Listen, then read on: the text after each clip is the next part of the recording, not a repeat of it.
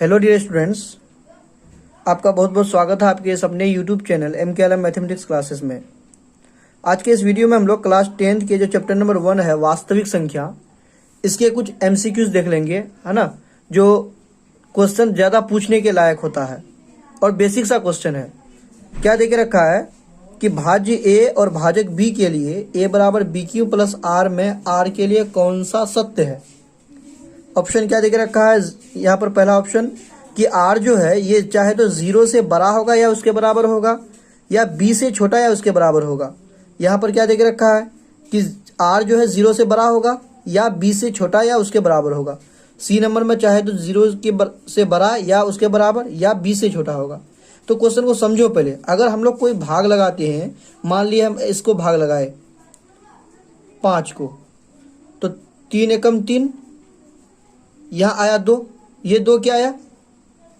इसमें पता होना चाहिए तुमको कि इसको हम लोग क्या बोलते हैं, डिविडेंड बोलते हैं, है ना, भाज्य जिसको बोलते हैं। तो यहाँ पर भाज्य की जगह में क्या देके रखा है, ए देके रखा है। यहाँ पर ये भाजक की जगह में क्या देके रखा है, ये वाला हुआ भाजक 3। इसको यहाँ पर क्वेश्चन में क्या देके रखा है, बी, और इसको क्वेश्चन बोलते हैं, ये तो पता है ना, भागफल। और इसको क्या बोलते हैं, रिमाइंडर बोलते हैं, आर। अगर हम लोग इसको लिखना चाहें तो ये फॉर्मूला क्या होगा, ए बराबर भाज्य पर है वो भाज्य बराबर भाजक गुना भागफल प्लस शेषफल, उसी का फॉर्मूला का यूज किया हुआ। तो ये जो रिमाइंडर है, रिमाइंडर ये क्या होगा, क्या ये इससे बड़ा होगा, कभी कभी नहीं होगा। ये इससे हमेशा चाहे तो छोटा होगा या इस 0 के बराबर होगा। जैसे अगर हम बोलें कि मान लो 6 को भाग लगाते हैं तो 3 दूनी 6, ये 0 आ गया, तो क्या होगा रिमाइंडर, तो रिमाइंडर क्या होगा, ये चाहे तो 0 के बराबर होगा या उससे बड़ा होगा। ये एग्जाम्पल से समझो।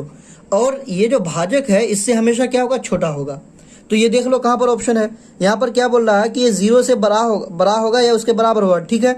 और यहाँ पर क्या दिया हुआ है कि इससे छोटा होगा या उसके बराबर होगा। तो कभी भी इसके बराबर हो सकता है, नहीं हो सकता। तो ये ऑप्शन क्या हो जाएगा, गलत हो जाएगा। तो ऑप्शन नंबर सी क्या हो जाएगा, सही हो जाएगा। ये चाहे तो 0 से बड़ा या उसके बराबर है, या ये बी से हमेशा क्या होगा, छोटा होगा, ठीक है। दूसरा क्वेश्चन देखो क्या देके रखा है कि निम्नलिखित में कौन अपरिमेय नहीं है। तो कौन अपरिमेय नहीं है, इसका मतलब कौन परिमेय है। तो पढ़े हो कि पाई जो है ये क्या है, एक अपरिमेय है। ये रूट के अंदर 7 है, जिसका हम लोग क्या कर सकते हैं, इसको नहीं निकाल सकते हैं, है ना। तो ये भी क्या हो जाएगा, ये भी एक तुम्हारा अपरिमेय हो जाएगा।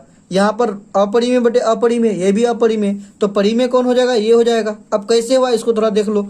क्या देके रखा है क्वेश्चन में, 3 √75 बटे √48। तो हम लोग क्या लिख सकते हैं, इसको लिख सकते हैं ना, एक ही इसमें ये 3 गुना में समझ जाओ, तो 75 बटे 48, है ना। अब इसको और काटना चाहो तो 3 से काटो, 25 या 75 और 16 या 48, यानी 3 यहाँ रहने दो। और 25 का अंडर रूट क्या होता है, 5 होता है, और 16 का अंडर रूट 4 होता है, यानी कितना हो गया, 15 बटे 4। और जिसको हम लोग बटे के रूप में लिख सकते हैं वही तो परिमेय संख्या है। इसका मतलब क्या होगा, यही आंसर होगा। कोई दिक्कत। अब क्वेश्चन नंबर 3 देखो, निम्नलिखित में कौन सा भिन्न का दशमलव प्रसार शांत होगा। तो दशमलव प्रसार शांत यानी टर्मिनेट कैसे पढ़े हो कि दशमलव प्रसार शांत होने के लिए क्या होना चाहिए कि नीचे वाला जो है हम लोग क्या पढ़े, 2 नंबर फ्रैक्शन में 2 नंबर पढ़े हैं, एक ऊपर वाला और एक नीचे वाला, है ना, P/Q। तो नीचे वाला जो नंबर है ये क्या होना चाहिए, ये तुम्हारा होना चाहिए 2 पे पावर m या इंटू 2 पे पावर n, 5 पे पावर n के रूप का, है कि नहीं, यानी 2 गुना 5 के रूप का होना चाहिए। सिंपल सी बात। अब तुम ये देख लो, तो इसको कैसे पता करेंगे, तो सबका फैक्टर करो। 105 का अगर अभाज्य गुणनखंड निकालोगे तो क्या होगा, तो 3 से लेना, 3 × 9, 3 × 5 = 15, फिर 3 से, है ना, तो क्या आ जाएगा यहाँ पर 5 से, 7 × 5 = 35। तो देखो क्या क्या आ गया, 3 गुना 5 गुना 7 आ गया। तो ऐसा होगा, नहीं होगा। 210 को निकालो, तो 210 का फैक्टर निकालोगे तो कितना आएगा, 2 से लेना पहले 105, है ना, फिर इसी तरह से निकालोगे, फिर 3 5 7 आ जाएगा। इसका मतलब ये भी नहीं होगा। हम लोग को चाहिए क्या, चाहे तो 2 या 5 या 2 या 2 गुना 5, इस टाइप से होना चाहिए। 88 का निकालो, 88 का निकालोगे तो क्या आ जाएगा, 2 से लेना 44, फिर 2 से लेना 22, फिर 2 से लेना 11। देखो यहाँ तक 2 तो 2 ठीक है, लेकिन यहाँ पर 11 आ गया कबाब का हड्डी, ये भी नहीं होगा।